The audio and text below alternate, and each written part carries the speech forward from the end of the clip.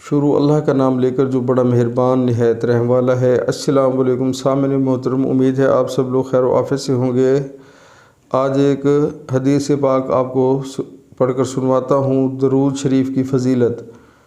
حضرت عبداللہ بن مسعود رضی اللہ تعالیٰ عنہ کہتے ہیں کہ رسول اللہ صلی اللہ علیہ وآلہ وسلم نے فرمایا، قیامت کے دن مجھ سے لوگوں میں سب سے زیادہ قریب وہ ہوگا جو مجھ پر سب سے زیادہ درود بھیجے گا۔ سبحان اللہ، سبحان اللہ۔ پیارے مسلمانوں، کتنے ہی وہ برکت والی دن جو ہے ہماری وہ لمحے ہوں گے، اور کتنے برکت والے جو ہے ہمارے وہ دن ہوں گے جب حضور پاک جو ہے اس بندے کو اپنے پاس بلائیں گے اور اپنے ساتھ بٹھائیں گے، یعنی کہ سب سے قریب وہ بندہ ہوگا جو حضور پاک پر سب سے زیادہ درود بھیجتا ہے۔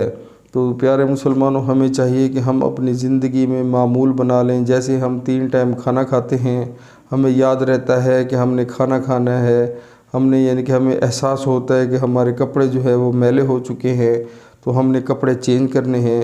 تو اسی طرح اس چیز کا بھی احساس رکھیں اور اپنے دل میں خواہش رکھیں کہ ہم نے جو ہے انشاءاللہ اللہ کے حکم سے حضور پاک کے ساتھ جانا ہے اور ان سے ملاقات کرنی ہے۔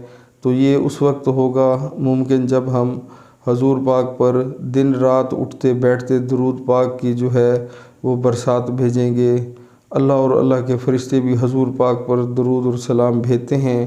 تو ہم مسلمانوں کو، انسانوں کو بھی جو ہے حضور پاک صلی اللہ علیہ وآلہ وسلم پر درود مبارکہ بھیجنا چاہیے۔ پیارے مسلمانوں، اس کی بہت ہی فضیلت ہے، اور کتنا وہ خوش نصیب انسان ہوگا جو روز قیامت والے دن حضور پاک کے سب سے زیادہ قریب ہوگا۔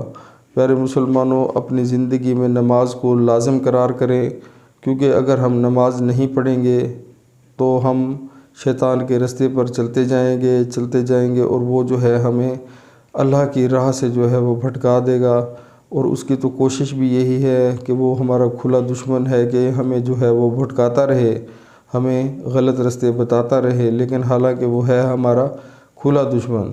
اور پیارے مسلمانوں، جو دنیا کی زندگی ہے یہ تو عارضی ہے، یہ ایک کھیل تماشا ہے، اس نے ختم ہو جانا ہے۔ اس کھیل تماشے سے باہر نکل کر ہمیں سوچنا چاہیے اور آخرت کے بارے میں سوچنا چاہیے۔ دل میں اللہ کا خوف مکمل طور پر لانا چاہیے۔ نمازیں بالکل نہیں چھوڑنی چاہیے۔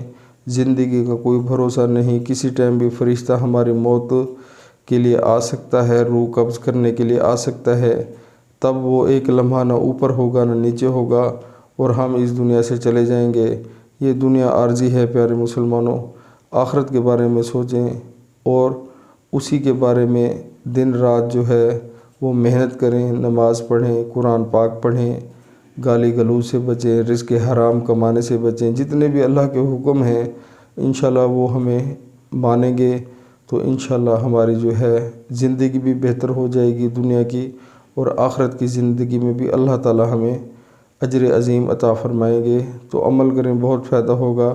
السلام علیکم۔